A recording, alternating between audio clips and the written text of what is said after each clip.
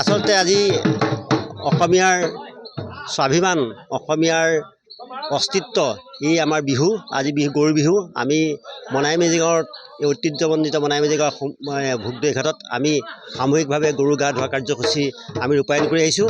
এইটো আমাৰ 18টি বৰ্ষ।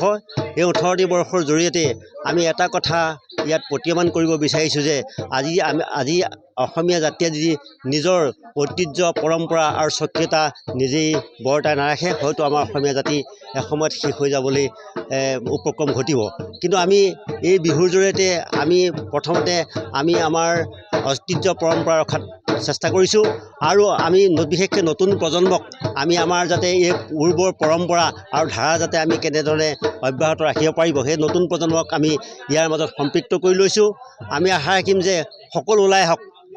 আমাৰ অসমীয়া জাতি জীয়াই ৰাখিবলৈ আমাৰ স্বকীয়তাটো, আমাৰ ঐতিহ্য পৰম্পৰা আমি জীয়াই ৰাখিব লাগিব।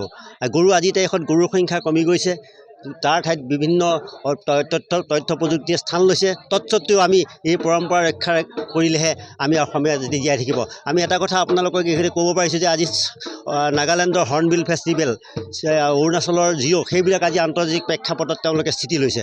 কিন্তু আমাৰ এই গৰু বিহুটোকো আমি সামূহিকভাৱে এনে প্ৰচেষ্টা কৰি আমি এনেকুৱা এটা পৰ্যায়লৈ লৈ যাব পাৰিম, আন্তৰ্জাতিক পৰ্যায়লৈ লৈ যাব পাৰিম, যিটোৱে গম পাব যে অসমীয়া এটা জাতি, অসমীয়া এটা স্বকীয়তা আছে, অসমীয়া এটা স্বাভিমান থকা জাতি। আমি ইয়াৰ জৰিয়তে আপোনালোকৰ সকলো চেনেললৈ আমাৰ বিহুৰ উলগৰ শুভেচ্ছা জনাইছোঁ। আপোনালোকেও এনেকৈ বাৰ্তা প্ৰেৰণ কৰি অসমীয়া জাতিক জীয়াই ৰখাত আপোনালোকে সহায় কৰিব। ধন্যবাদ।